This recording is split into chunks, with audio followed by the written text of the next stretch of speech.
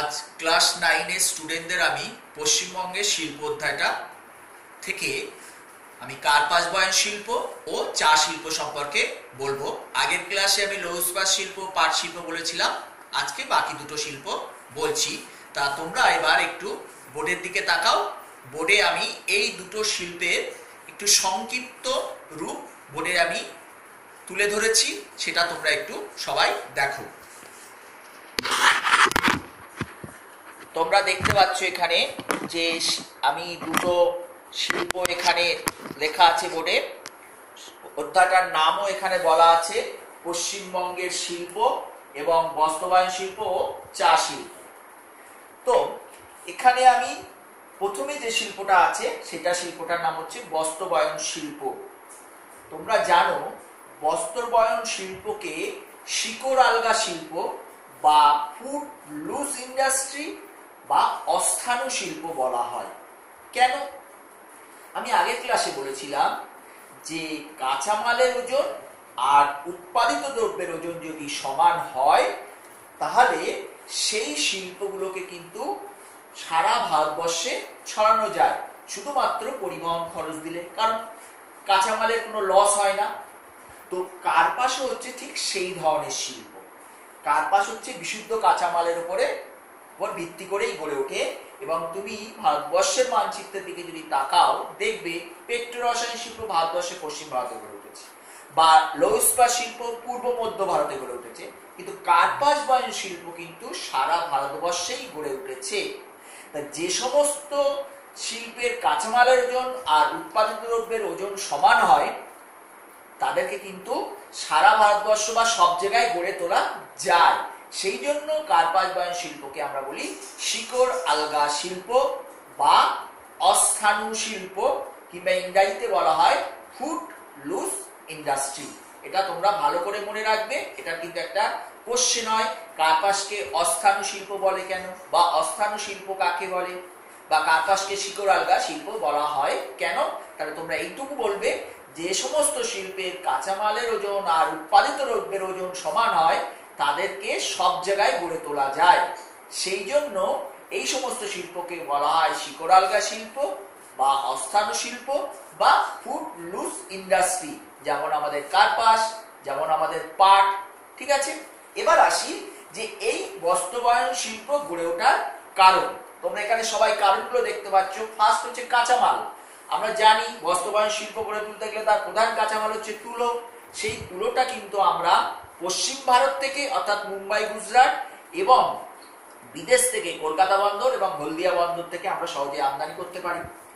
কার্পাস বয়ন শিল্প গড়ে তুলতে গেলে আর্দ্র জলবায়ু দরকার। আমরা সবাই জানি হুগলি নদীর উভয় তীরে প্লাস হুগলি নদীর আশেপাশে আমাদের দক্ষিণ দিনাজপুর আছে, বাঁকুড়ায় আছে, আরো কিছু উল্লেখযোগ্য জায়গায় আছে যেখানে আমাদের কার্পাস বয়ন শিল্প গড়ে উঠেছে। এবং হুগলি নদীর উভয় তীরে গড়ে ওঠার জন্য জলবায়ু আর্দ্র প্রকৃতির। শক্তি বলতে বিদ্যুৎ শক্তি, বজবজ, কাশীপুর, ব্যান্ডেল এই সমস্ত থেকে আমরা বিদ্যুৎটা পাই। পরিবহন, দক্ষিণ পূর্ব রেলপথ আছে, পূর্ব রেলপথ আছে, আমাদের জাতীয় সড়ক পথের মধ্যে 2, 6, 34, 35 এইগুলো আছে, তার ফলে পরিবহনে কোনো অসুবিধা হয় না। শ্রমিক, পার্শ্ববর্তী বিহার, উত্তরপ্রদেশ, ঝাড়খণ্ড থেকে কিন্তু প্রচুর শ্রমিকও আমরা পাই, তার ফলে শ্রমিকেরও অসুবিধা হয় না, প্লাস পশ্চিমবঙ্গের শ্রমিক তো আছেই। নেক্সট হচ্ছে চাহিদা। আমাদের পশ্চিমবঙ্গে একটা আভ্যন্তরীণ চাহিদা আছে। তোমরা সবাই জানো পশ্চিমবঙ্গের লোক সংখ্যা 9 কোটির ওপরে, তার ফলে কি হয়, একটা আভ্যন্তরীণ চাহিদাও কিন্তু আমাদের আছে। তাহলে বাস্তবায়ন শিল্প গড়ে ওঠার পিছনে কাঁচামাল, আর্দ্র জলবায়ু, শক্তি, পরিবহন, শ্রমিক এবং চাহিদা উল্লেখযোগ্য। প্রশ্ন হচ্ছে এই শিল্প উন্নতি লাভ করেছে, কিন্তু পাশাপাশি কিছু সমস্যা আছে, কিন্তু এই শিল্পের আবার সম্ভাবনাটাও খুব উজ্জ্বল। কি কি সমস্যা আছে? হচ্ছে নির্ভরতা। 1 নম্বর সমস্যা কি নির্ভরতা? দেখো আমাদের ভারতবর্ষে প্রায় কাঁচা তুলা উৎপাদন হয় না বলতে গেলেই চলে। সেই জন্য পুরোপুরি ভাবে এটা আমাদের কিন্তু মানে পশ্চিমবঙ্গের ক্ষেত্রে মহারাষ্ট্র, গুজরাট বা বিদেশের উপরে আমদানি করে আনার উপর নির্ভর করে থাকতে হয়। এটা একটা বড় সমস্যা। যন্ত্রপাতি আমাদের পুরানো, তারপরে উৎপাদন খরচটা বেড়ে যাচ্ছে, প্রতিযোগিতায় আমরা পিছিয়ে যাব। যেটা আমি বললাম, প্রতিযোগিতায় আমাদের পিছিয়ে যাচ্ছি আমরা, মানে আমাদের পশ্চিম ভারতের সঙ্গে। নেক্সট শ্রমিক অসন্তোষ। শ্রমিক অসন্তোষ বলতে এই যে কার্পাস বয়ন শিল্পের কারখানাগুলো আধুনিকীকরণের করার জন্য অনেক কর্মী ছাঁটাই হচ্ছে বা শ্রমিক মালিক দ্বন্দ্ব, এই একটা আমাদের সমস্যা আছে। কিন্তু সম্ভাবনা কিন্তু মারাত্মক। আমি আগেই বলেছি আমাদের পশ্চিমবঙ্গের লোক সংখ্যা 9 কোটি বেশি, প্লাস আমাদের পার্শ্ববর্তী কিছু প্রতিবেশী দেশ আছে, নেপাল আছে, ভুটান আছে, বাংলাদেশ আছে, এদেরও কিন্তু একটা লোক সংখ্যা আছে। সুতরাং ওভারঅল ধরলে একটা মারাত্মক কিন্তু চাহিদা আছে। সেই সমস্যাগুলো যদি আমরা দূর করতে পারি তাহলে সম্ভাবনা কিন্তু দারুণ উজ্জ্বল। নেক্সট হচ্ছে আন্তর্জাতিক চাহিদা, যেটা বললাম নেপাল, ভুটান, বাংলাদেশ, তাদেরও একটা চাহিদা আছে। এবং কর্মসংস্থান, এই শিল্পের কিন্তু কর্মসংস্থান প্রচুর সম্ভাবনা আছে, কারণ এত লোক সংখ্যা রাজ্যের প্লাস প্রতিবেশী দেশের, তার ফলে কি হচ্ছে প্রত্যেকের পোশাকের প্রয়োজন এবং একটা আভ্যন্তরীণ চাহিদা আমাদের আছে, পাশাপাশি আন্তর্জাতিক চাহিদা আছে, প্রচুর কর্মসংস্থানের সুযোগ আছে। নেক্সট হচ্ছে জলবায়ু। সবাই আমরা জানি ক্রান্তীয় মৌসুমী বা আর্দ্র জলবায়ুতে কিন্তু কার্পাস চাষটা খুব ভালো হয়, তাহলে জলবায়ুটাও আমাদের কাছে খুব অনুকূল আছে।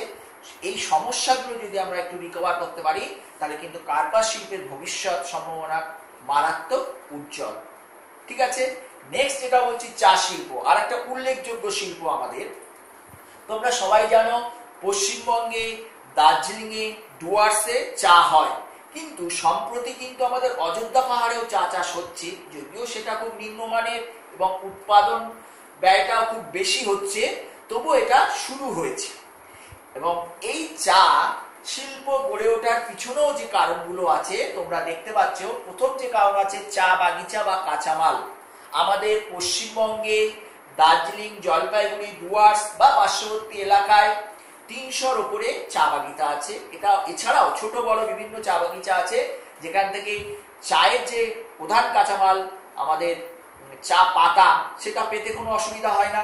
নেক্সট হচ্ছে ইংরেজরা কিন্তু প্রথম আমাদের এই চা শিল্পটা বা চা কিভাবে চাষ করতে হয় সেটা শিখিয়েছিল।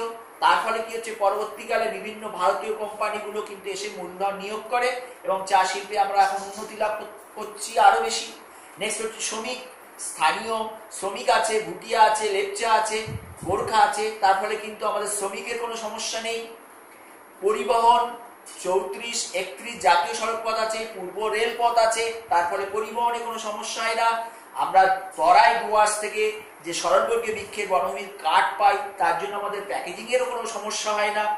এবং কলকাতা ও শিলিগুড়িতে দুটো চা নিলাম কেন্দ্র গড়ে উঠেছে, এটা আমাদের একটা খুব উল্লেখযোগ্য কারণ।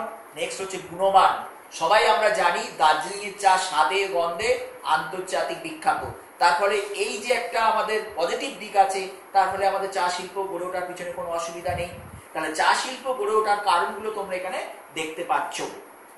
ঠিক একই রকম ভাবে এত সম্ভাবনা আমাদের আছে, এত সুযোগ আছে, তার সত্ত্বেও আমাদের কিন্তু চা শিল্পের কিছু সমস্যা আছে। মেন সমস্যা হচ্ছে হেক্টর প্রতি উৎপাদনটা কিন্তু আমাদের খুবই কম এখনো। পরিকাঠামো, আধুনিক যন্ত্রপাতি এখনো আমাদের ঠিক মতো নেই, সেই পুরানো যন্ত্রপাতি দিয়েই ব্যবহার করছি, তারপরে উৎপাদন খরচটা বেশি হয়ে যাচ্ছে, হেক্টর প্রতি উৎপাদন কম হবে। চা শিল্পে যে চাষ হয় জুন থেকে অক্টোবর, এইটুকু সময় কিন্তু আমাদের চাটা চাষ হয়, বাকি সময়টা বন্ধ থাকে, এও একটা সমস্যা।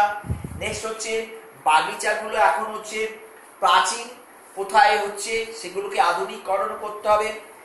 কেনিয়া, চীনের আন্তর্জাতিক বাজারে প্রবেশ করে গেছে, তার ফলে তাদের সঙ্গেও কিন্তু আমাদের একটা প্রতিযোগিতা বেড়ে গেছে। আর আমরা যে প্যাকেজিংটা করি, প্যাকেজিংটা খুব কিন্তু নিম্নমানের হয়ে যাচ্ছে, তার ফলে চা অনেক নষ্ট হয়ে যায়। প্লাস আন্তর্জাতিক বাজারে দার্জিলিং চা বা অন্যান্য চায়ের যে একটা প্রচার করতে হবে, সেই প্রচারটাও কিন্তু অন্যান্য দেশের তুলনায় অনেক কম।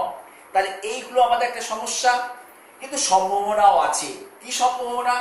আমাদের আভ্যন্তরীণ বাজার, আগেই বলেছি 9 কোটি মানুষের একটা রাজ্য, যেখানে প্রত্যেকটা মানুষ প্রায় চা খায়, তার ফলে কি হচ্ছে একটা চাহিদা থাকবে।